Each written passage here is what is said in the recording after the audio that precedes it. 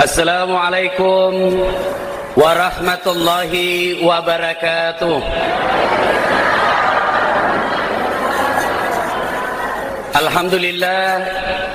Alhamdulillahi rabbil alamin. Wa bihi nasta'inu ala umurid dunya waddin. Ashhadu an la ilaha illallah wa ashhadu anna Muhammadan abduhu wa rasuluh.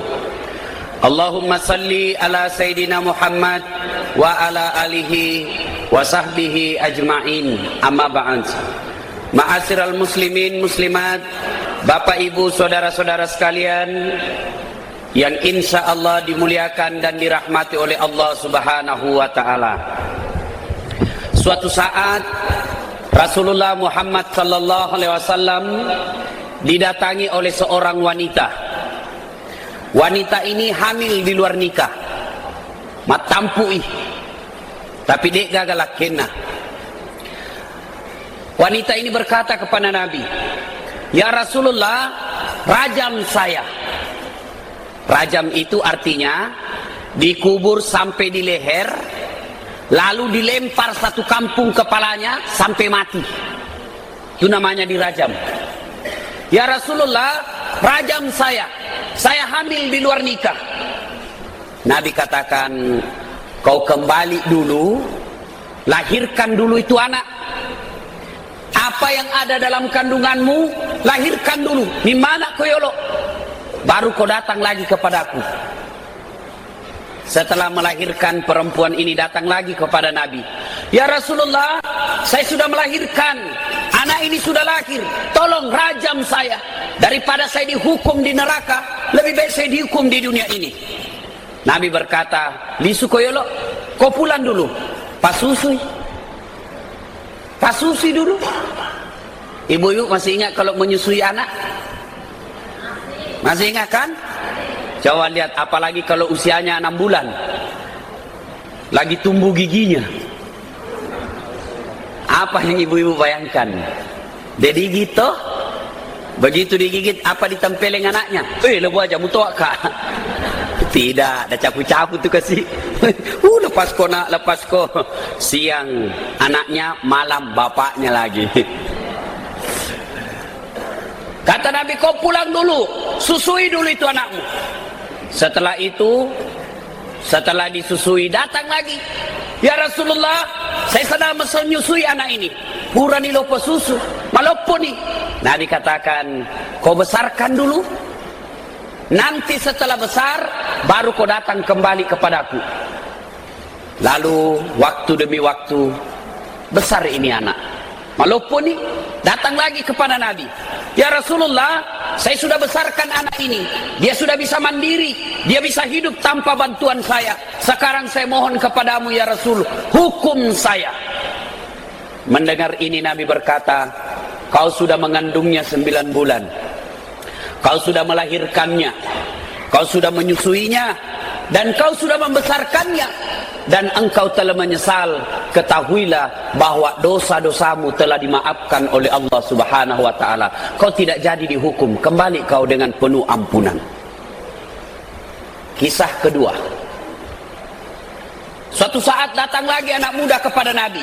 Kalau ini anak gadis, tadi anak gadis, sekarang anak muda, orangnya. "Ya Rasulullah, kira-kira diampuni tidak dosa saya?" "Ya nampak mau kira-kira dosaku." Nabi berkata, "Apa dosamu anak muda?" Masih riak. "Saya malu beritahukan Rasul." Nabi katakan, "Tidak usahlah kau malu, ngomong saja, apa dosamu?" "Ya Rasulullah, tidak enak ya Rasul, masih riak kasih." Nabi katakan, "Tidak usah kau malu, kau bilang apa dosamu?" "Ya Rasulullah, saya ini penggali kubur.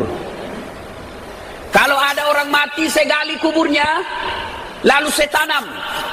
Tapi kalau itu gadis, perempuan, apalagi kalau dia masih gadis dan cantik, siangnya saya kuburkan, malam saya gali kembali, lalu saya tiduri jenazahnya." Nabi berkata, "Apa? Saya tiduri ini orang mati." Nabi katakan, "Salah masih aku tuh. Kau pergi dari hadapanku. Kau orang kotor. Besar dosamu. Keluar kau dari sini." Diusir anak muda ini. Sepeninggal anak muda ini datang teguran dari Allah melalui malaikat Jibril.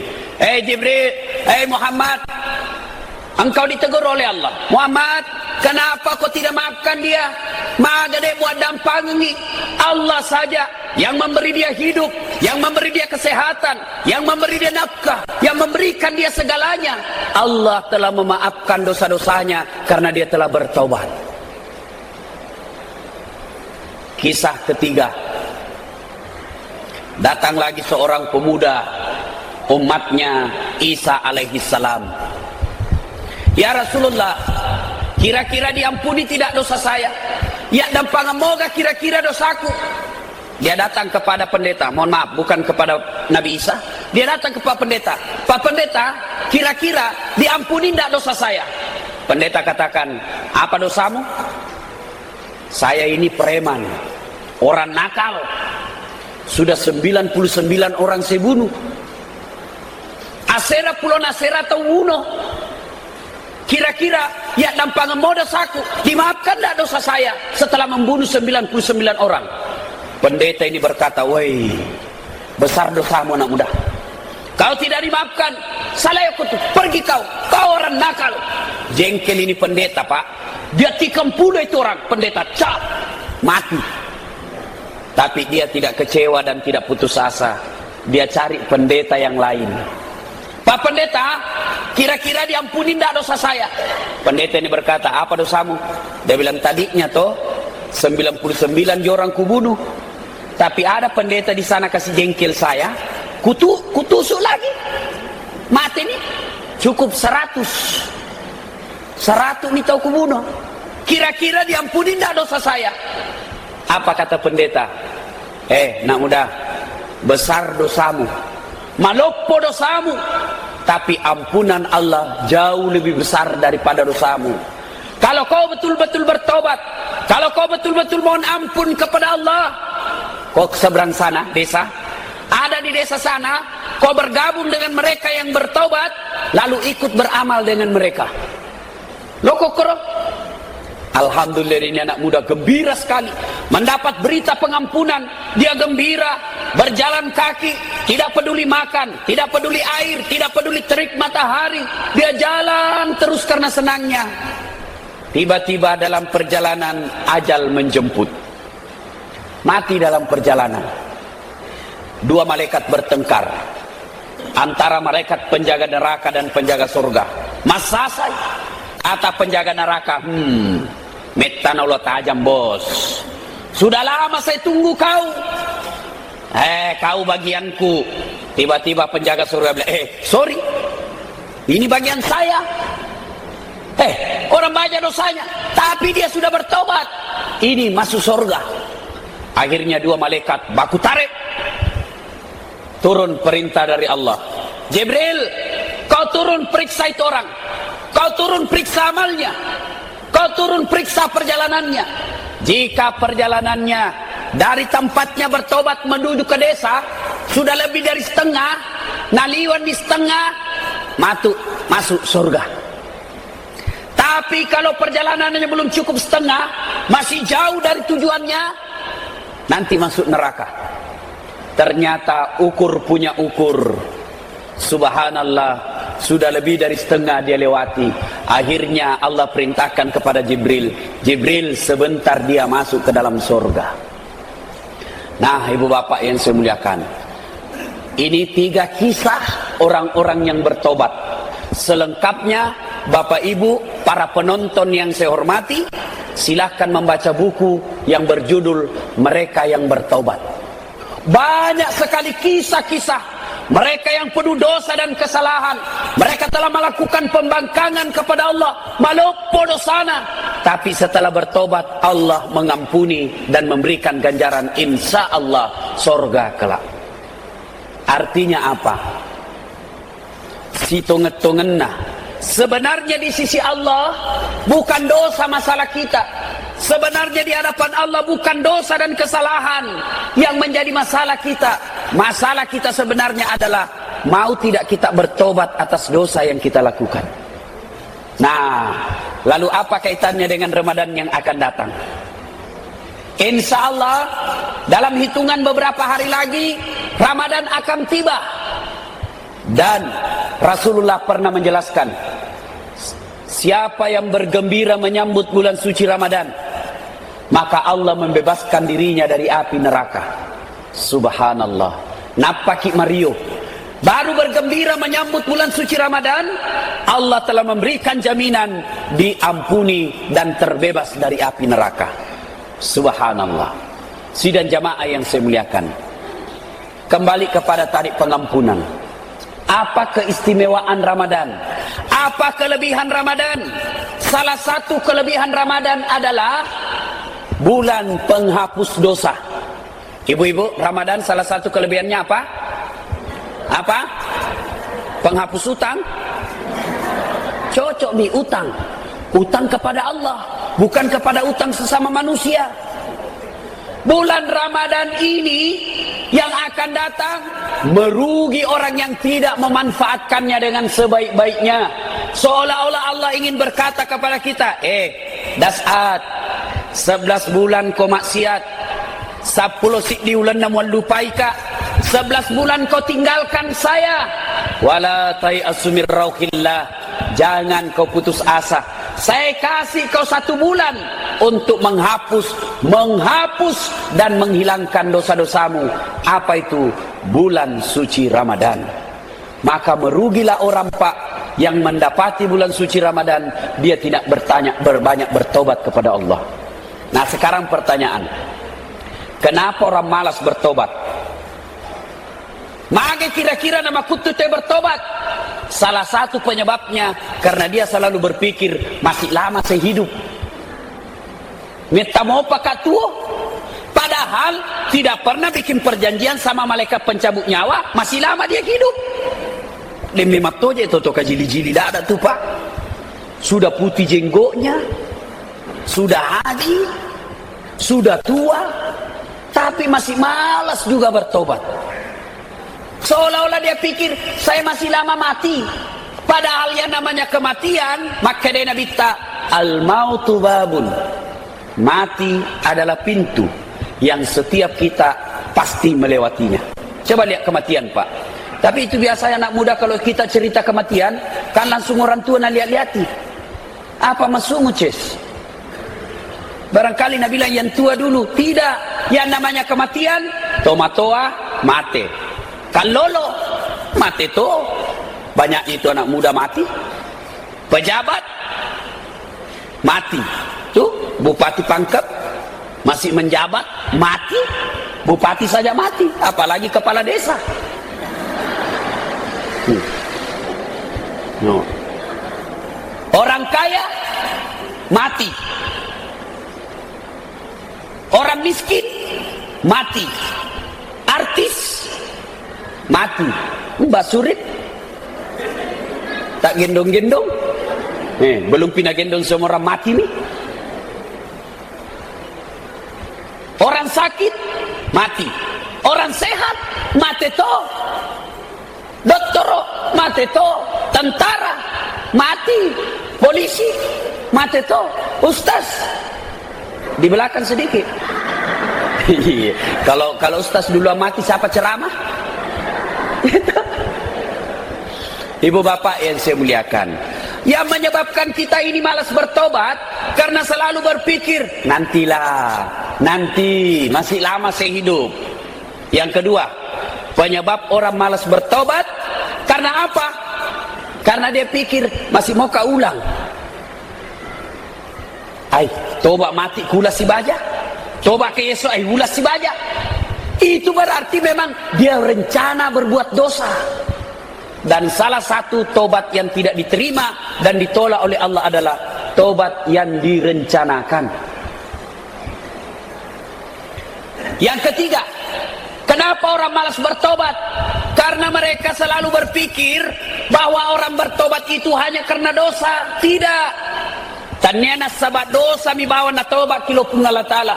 Bukan karena dosa semata kita bertobat, tetapi kita bertobat nasabak magi terlalu banyak nikmat Allah megalada pamase na leki Allah Ta'ala, dan kita tidak bisa bayar nikmat itu dengan ibadah.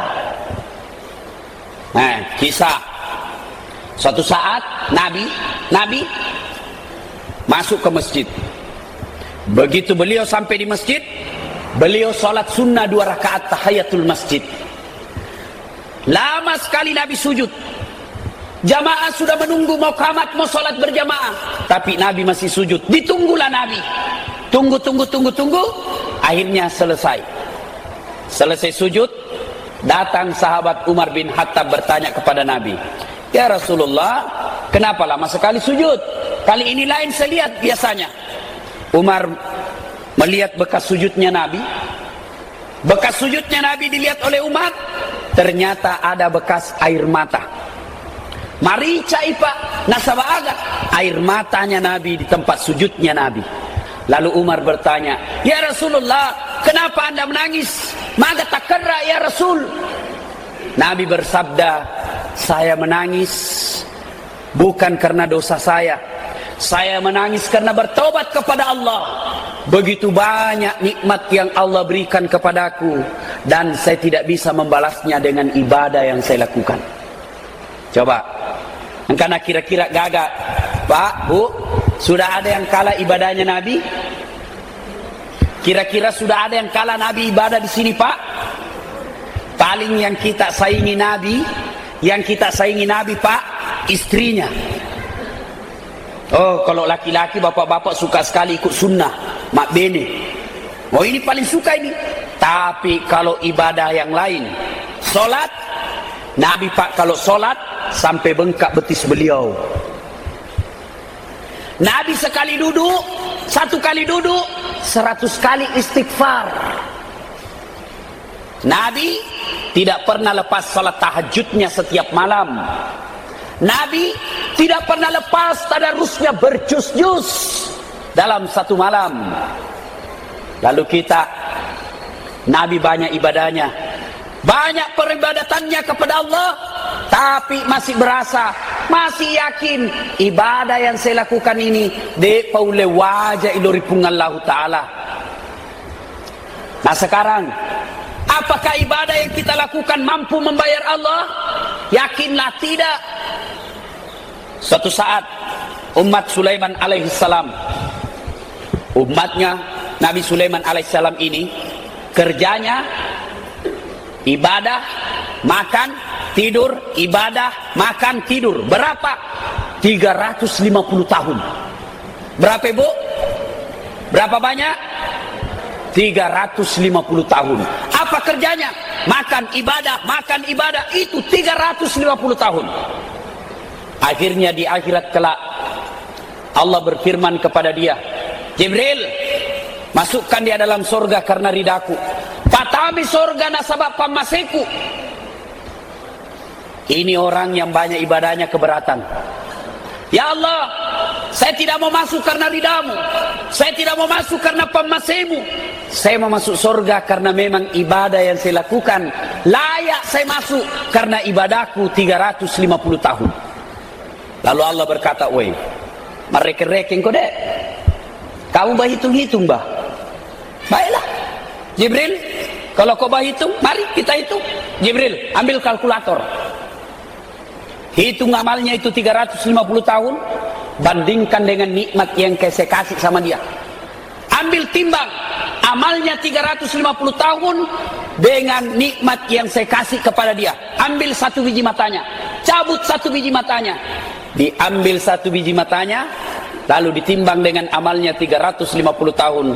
Ukur punya ukur. Ternyata lebih berat ibadahnya. Lebih berat 1 biji mata daripada ibadahnya 350 tahun. Allah katakan, "Apa kok? Kau mewah kak? Nah, apa? Mau kok? Itu baru mata itu, baru mata. Kau kira kau bisa beribadah kalau tidak ada matamu? Bagaimana kau mengaji kalau saya cabut matamu? Kau kira kau bisa beribadah kalau saya kasih joli-joli kau? Boy, dola, aja tak culi-culi saya joli-joli. Baru joli itu? Ibu, bisa beribadah kalau kentuk-kentuk? Bisa? Tak bisa. Allahu Akbar. Batal. Yang pentingnya, ya kalau kecuali tidak tahu. Nah, misalnya, saya kentut apa tidak ya? Kentut apa tidak? Kalau sudah ragu-ragu begitu batal. Tapi bagaimana meyakinkan tidak kentut atau tidak? Kentut atau tidak, yakin saja. Kalau tidak ada baunya, tidak batal. Itu baru kentut. Maka dia pun Allah Ta'ala, kau kira kau bisa beribadah kalau saya sakit gigimu? Ayo, kau kira kau bisa beribadah kalau saya kasih sakit kakimu? Bapak, bisa enggak? Itu pemain sepak bola, Masya Allah. Lihat sepak bola yang baru-baru ini. Sepak bola kemarin banyak orang rusak agidanya gara-gara siapa? Gurita. Nah, bilang orang Malaysia sotong. Gurita. Lebih percaya kepada gurita daripada Tuhan. Nggak habis amalnya orang begitu, Pak. Bapak Ibu yang saya muliakan, Allah katakan, kau kira kau bisa beribadah dengan baik kalau tidak ada nikmat dari saya? Tidak mungkin. Pak, pernah bayangkan nikmat Allah? Ibu-ibu, pernah bayangkan nikmat Allah? Pernah? Gigi. Bayangkan gigi kita. Coba beda ini gigi. Kalau dia tumbuh terus, dikasih tumbuh seperti rambut. Pernah bagaimana modelnya Pak itu gigi kalau tumbuh terus seperti rambut? Gondrong nih Pak. Ibu-ibu bisa ceramah kalau gondrong giginya? Nggak bisa. Ayo Pak, Masya Allah. Pernah bayangkan ini nikmat namanya tangan? Seandainya tidak bisa bengkok ini tangan, ibu-ibu bagaimana caranya pakai lipstik? Bisa Bu? Bapak-bapak, halo Bu, pernah bayangkan namanya nikmat air mata? Coba itu di ujung mata kita ada lubang. Di ujung mata kita itu ada lubang, namanya lubang air mata. Kalau itu tersumbat, yakin pedis mata. Ada pernah jamaah di Makassar, dia beli itu untuk menetesi air matanya 6.000 satu hari. Satu hari kali 1 tahun, berapa itu pengeluaran? Hanya untuk air mata. Alhamdulillah Pak, Bapak Ibu dikasih air mata gratis.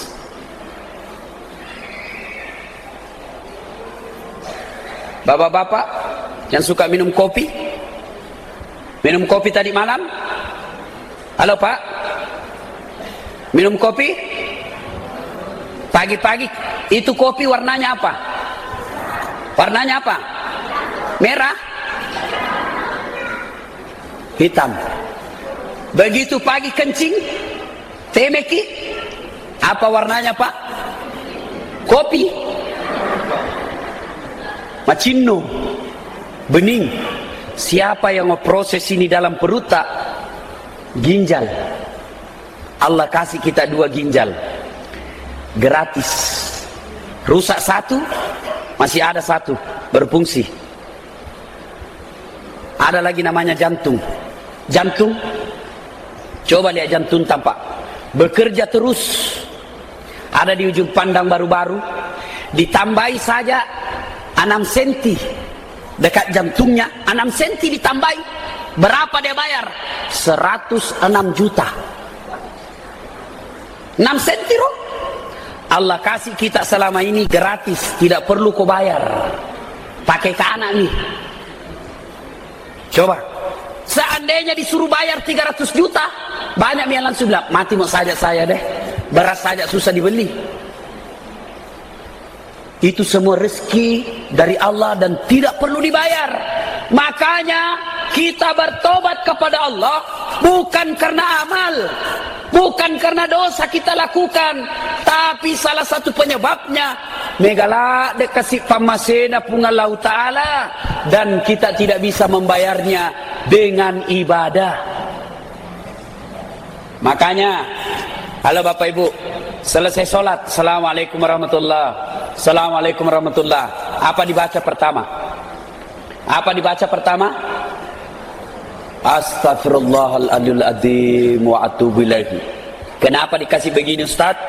Itu tidak ada ajaran, tidak ada sunnahnya, tapi tidak ada juga larangan, boleh. Mau begini, assalamualaikum warahmatullahi wabarakatuh, assalamualaikum warahmatullahi wabarakatuh, boleh begini, boleh juga tidak. Kenapa paling begini? Karena nyambung. Masa selesai kita sholat, assalamualaikum warahmatullahi wabarakatuh. Sekali pak digoso. Nah itu supaya nyambung. Kenapa kita ucapkan astagfirullah?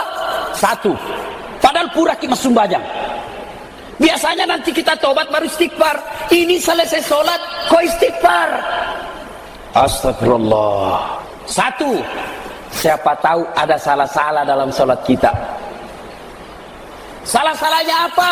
Baca Al-Fatihah. Banyak itu orang salah-salah Al-Fatihah. Halo. Ku tanya ki dulu bu, berapa tahun makin sembahyang?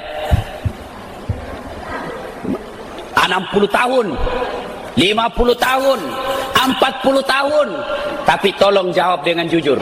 Sudah hafal Al-Fatihah dengan terjemahannya? Hafal? Sudah hafal Al-Fatihah dengan terjemahannya? Dihitung jari yang hafal. Jamaki juga sok hafal padahal tidak. Mohon coba. Jujur saja. Belum lagi cara bacanya. Pernah ada yang baca dibilang begini. Siratal ladzina an'amta 'alaihim. Mapa nangka onta? Coba. Belum lagi dalam sholat banyak paham-paham yang tidak jelas apa dasarnya. Selesai sholat, tahiyat, banyak goyang-goyangnya.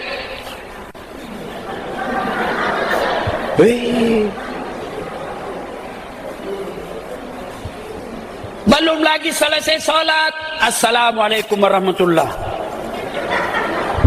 Assalamualaikum warahmatullah. Saya pergi tanya, kenapa ini dibuka, ini ditutup? Nah bilang, Ustaz, ini dibuka, ya Allah bukakan saya pintu surga. Kenapa ditutup? Tutupkan saya pintu neraka.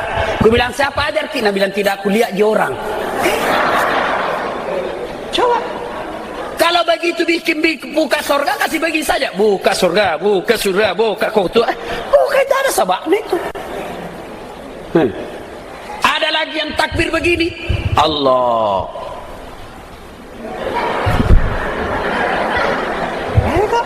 Saya tanya kenapa begitu? Karena kan selalu harus dahulu dengan kanan. Begitu dekat kanan akan kembali. Ada dalilnya? Tidak ada.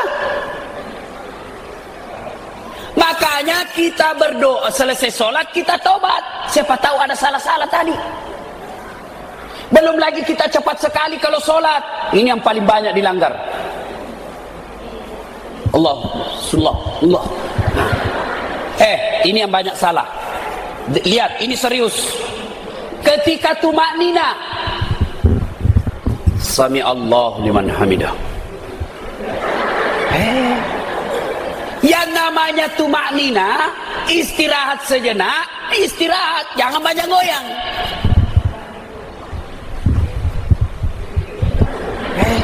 Kasih diam ini. Mana lagi yang banyak biasa juga turunnya tidak sesuai sunnah Nabi. Turunnya apa? Tangannya dulu turun. Ya kalau remati orang tua ya wajar. Koma tua mi tahu. Malasai wajar. Tapi kalau kita masih muda, ada lagi apa? Sujudnya terlalu mau dibilang alim. Kenapa sujudnya terlalu mau dibilang alim? Coba kalau dia sujud pak, begini caranya. Allah. Lampe parah. Ibesok anak ramina tepunyunyu. Coba. Itu karena apa? Ada ria, mau dikata, meloi sanga. Apalagi yang kadang-kala kita memaksakan keyakinan kita, memaksakan mazhab kita yang baku injak-injak kaki. Sini lagi. Boleh lihat sih? Boleh? Oh, wah. Saya tanya kenapa? Supaya sapnya rapat. Kalau mau rapat sap, bukan kaki dikasih rapat, tapi siku. Coba kalau sap kaki mau dikasih rapat, bisa saprongga. Kasih begini ke kita. Apa mabela tuh? Si Kanjepe toh kaje. Si Kanjepe kakinya tapi jauh. Tapi bagaimana kalau mau rapatkan sap? Siku. Tidak ada orang kasih rapat sapnya Pak begini. Mana lagi bisa jadi ketika kita sholat soalin. Mau dibilang paling bagus sholatnya, akhirnya apa? Weh, mak baca. Kita nak baca Allah, Malik, maga kau itu mengganggu orang di samping. Banyak lagi. Belum lagi apa? Bapak datang ke masjid memakai baju yang terlalu banyak garis-garisnya, terlalu banyak tulisannya. Akhirnya apa? Ketika takbir dia baca bajunya orang. Majelis Taklim Kecamatan Duampanua Kabupaten Pindrang.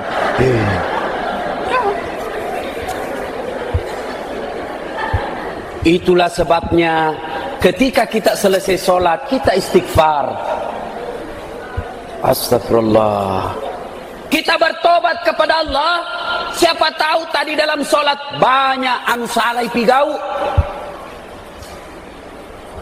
Yang kedua, kenapa kita istighfar setelah selesai salat? Karena kita yakin bahwa apa yang kita ibadah lakukan ini belum bisa membayar nikmatnya Allah kepada kita. Nah, ibu bapak yang saya muliakan. Dan Tuhan kita ketika berbicara tentang taubat, subhanallah, Tuhan kita ini betul-betul agung, betul-betul Tuhan. Coba pungalata-lata Pak, pungalata-lata kesina kesi ma kesilada salah ki mapigau salah berdosa datang minta ampun. Apa kata Allah? Innallaha yuhibbut tawabina. Saya cinta kepada orang-orang yang bertobat.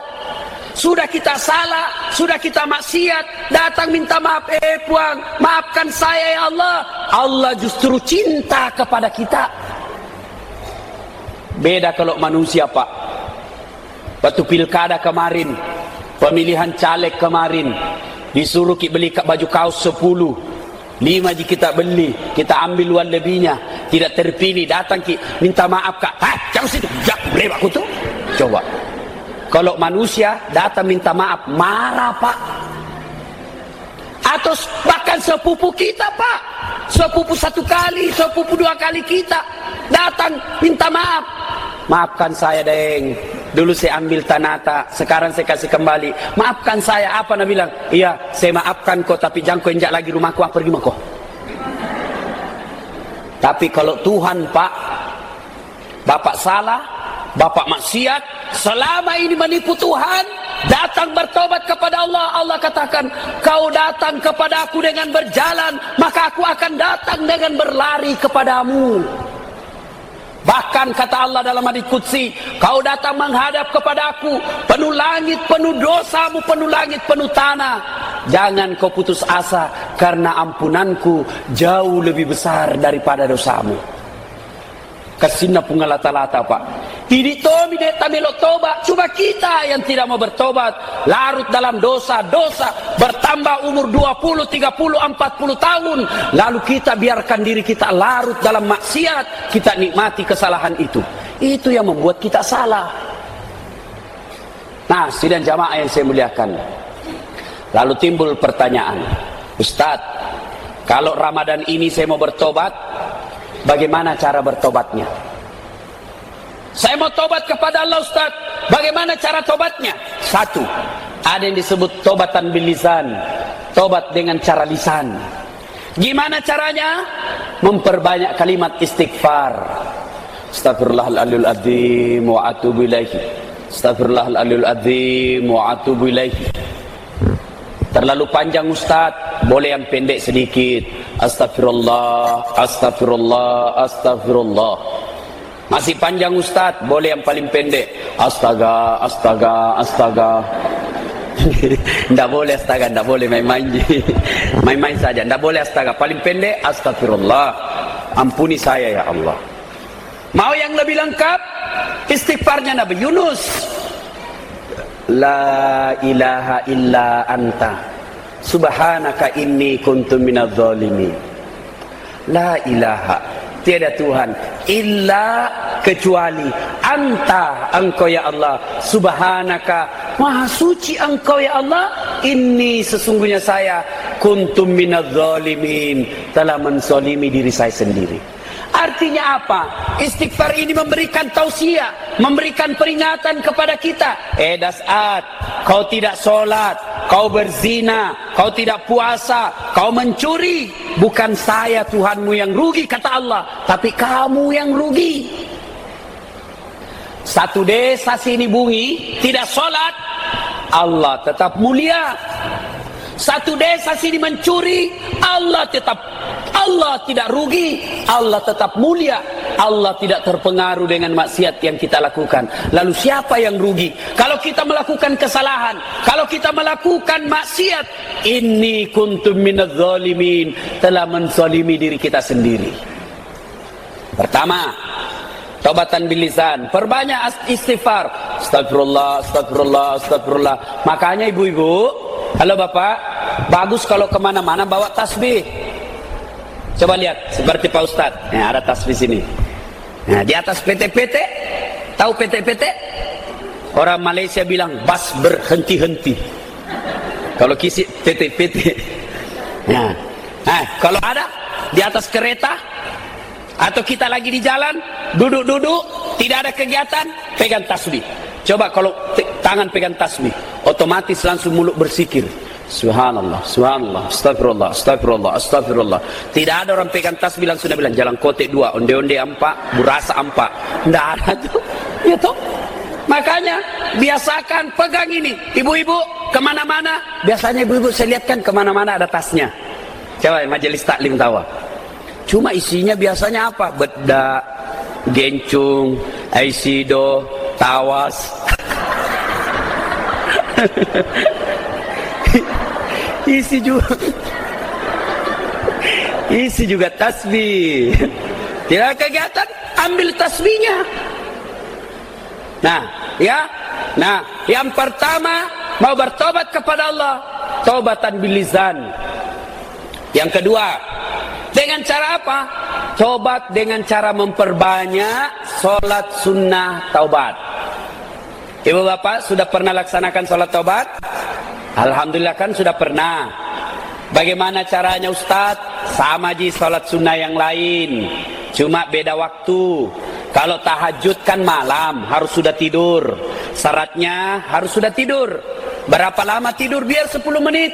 Jam 12 tidur, jam 12 lewat 10 menit bangun, sudah boleh sholat taubat. Tahajud, maaf, sudah boleh sholat tahajud. Kalau sholat taubat, yang bagus waktunya, yang utama waktunya antara maghrib isya. Maghrib isya.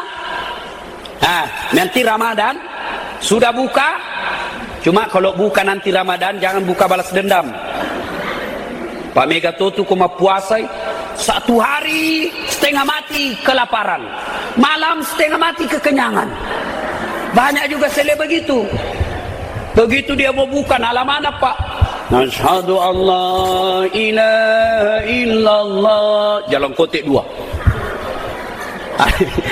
Ada yang pernah tanya saya, Ustaz kenapa ini kalau ceramah selalu jalan kotek? Karena saya dulu waktu kecil penjual jalan kotek. Dia masih ingat Pak, dulu saya jualan kotek di sini, masjid sini. Kalau sudah mau buka orang, bawa jalan kotekku di sini. Biasa ada 2 nambil, nah bayar 1. Padahal mau puasa. Jalan kotek 2 nambil. Nashhadu Allah ilaha illallah wa nastaghfirullah, pisang hijau. Nas'aluka ridhaka wal jannah, berongko. Baik, 4 jenis kue Pak. Begitu tung jabah. Setengah mati kelaparan tadi siang, sudah buka setengah mati kekenyangan. Akhirnya apa? Tidak pergi tarawih. Kenapa? Full tangki. Apa itu namu makula iluku. Kenapa? Anam tapi na makan. Elah buaja.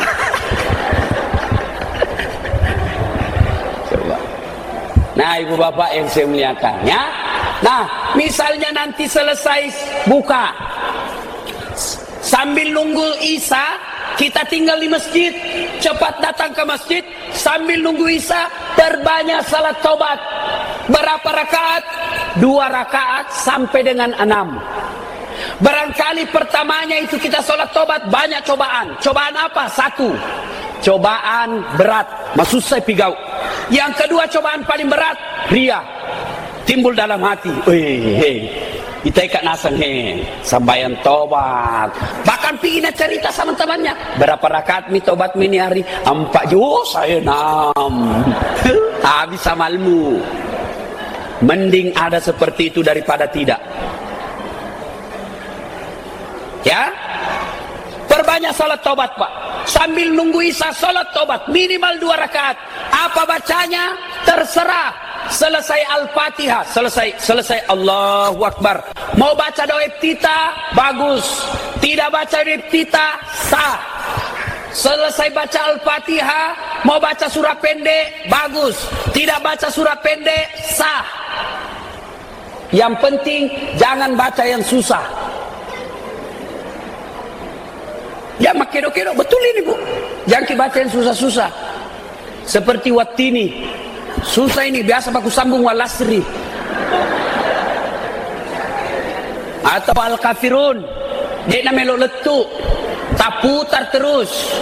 Wala antum abiduna ma'abud wala ana abidum ma'abatum wala antum abiduna ma'abud wala ana abidum ma'abatum.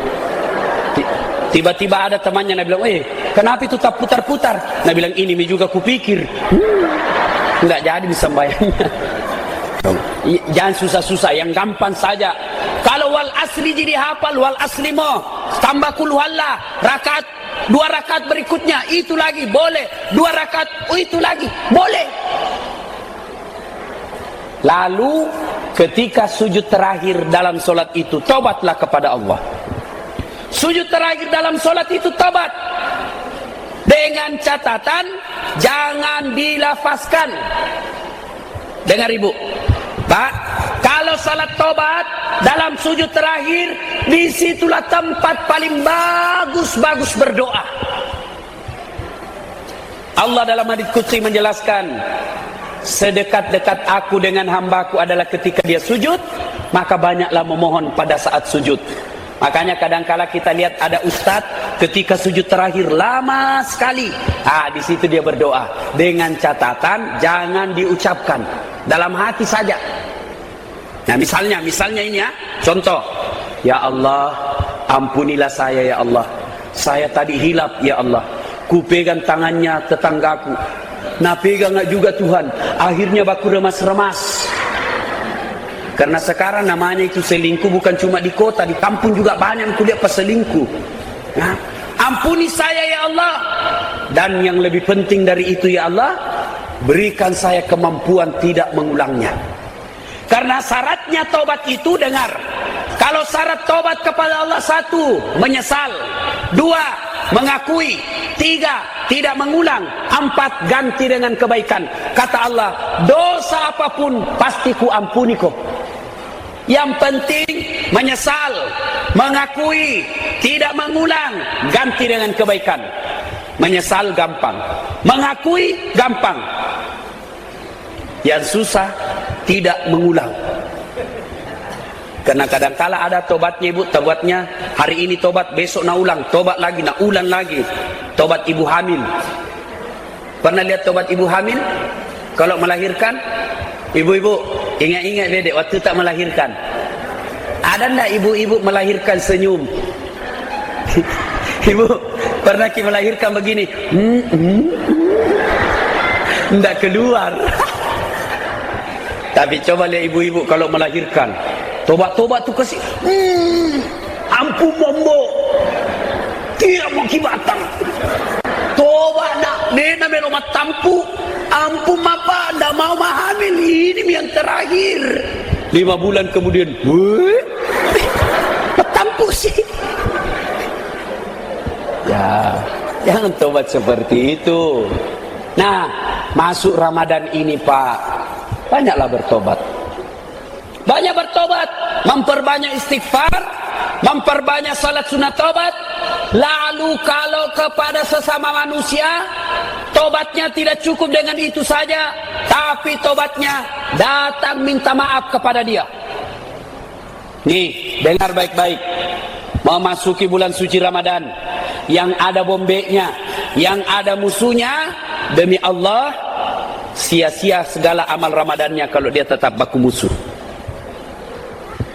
Kalau tobat kepada Allah syaratnya tadi 4, tapi kalau kepada sesama manusia syaratnya ditambah, minta maaf sama yang bersangkutan. Kata maki, minta maaf. Sebut judulnya dosa, lalu barangnya kasih kembali. Biasa kalau pengantin di kampung-kampung sini kan banyak biasa hilang piring. Haji, pura kebiasa mapabot itu, iya, ada piring tak hilang 3, saya ambil ki. Nah ini saya kasih kembali. Selama piring tidak dikasih kembali, selama itu dosanya tidak akan dimaafkan oleh Allah. Nah Bapak Ibu yang saya muliakan, innallaha yuhibbut tawabina. Allah mencintai orang-orang yang bertobat. Nah sebenarnya yang masalah kita bukan dosa. Kalau masalah kita gara-gara dosa, maka tidak ada orang baik di dunia ini.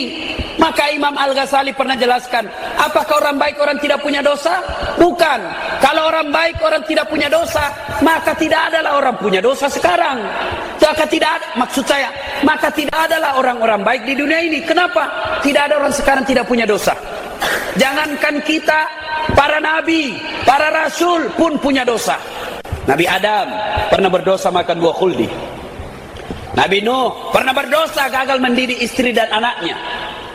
Nabi Yunus pernah berdosa ketika takabur di hadapan Allah. Nabi Ibrahim juga pernah berdosa. Nabi Isa pernah berdosa. Itu nabi, para penerima wahyu. Apalagi kita manusia biasa. Pada zaman Nabi belum ada mall, belum ada TV, belum ada HP yang bisa lihat gambar-gambar porno. Sekarang ada semua itu. Pada zaman Nabi tidak ada panti pijat. Sekarang ada panti pijat di mana-mana. Pada zaman Nabi tidak ada biliar. Sekarang sudah ada semua. Itu semua tempat-tempat maksiat, tempat-tempat bikin dosa. Makanya masalah kita bukan dosa. Masalah kita bertobat ke atas dosa dan kesalahan kita lakukan. Nah ibu bapak yang saya muliakan, lalu berkaitan lagi dengan ini, dosa. Dosa yang susah diampuni adalah dosa kepada sesama manusia. Makanya Nabi pernah jelaskan, seandainya kau boleh memilih antara dosa kepada Allah dengan dosa kepada manusia, maka lebih baik kau dosa kepada Allah. Kenapa? Dosanya kepada Allah gampang tobatnya, tapi kalau dosa kepada manusia susah tobatnya. Makanya ibu-ibu, bulan suci Ramadan kurangi gosip. Karena itu gosip susah tobatnya. Kenapa Ustaz? Harus kita minta maaf dan kasih tahu. Ibu pernah dulu pergi pengajian toh? Iya. Ku gosip gitu bilang lipstick tak lipstick palsu. Harus dikasih tahu orang. Makanya bapak-bapak yang pernah ngambil tanahnya tetangga tidak akan diterima tobatnya sebelum dikasih kembali tanahnya orang. Bapak yang kerja sawah gara-gara maceceng diambil pitaunya orang, pematangnya orang 1 jengkal, demi Allah disuruh pikul nanti itu. Masuk Ramadan, kembalikan, lalu minta pertolongan kepada Allah supaya Allah gantikan rezekinya dengan cara yang halal. Nah, sidang jamaah yang saya muliakan, bulan suci Ramadan sebagai bulan penghapus dosa, manfaatkanlah dengan sebaik-baiknya dengan memperbanyak amal, lalu lengkapi dengan memperbanyak bertobat. Karena belum tentu Ramadan yang akan datang, Ramadan tahun yang akan datang, kita masih mendapatinya. Mari kita lihat Pak, Ramadan lalu coba kita koreksi, coba kita pikir-pikir. Ramadan lalu masih ada tetangga kita hidup bersama dengan kita, buka puasa bersama.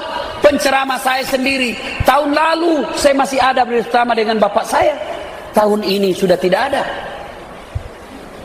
Yang membuat kita malas memanfaatkan Ramadan, karena kita selalu berpikir saya masih bisa Ramadan yang akan datang, padahal tidak ada jaminan. Makanya di bulan suci Ramadan yang akan datang ini.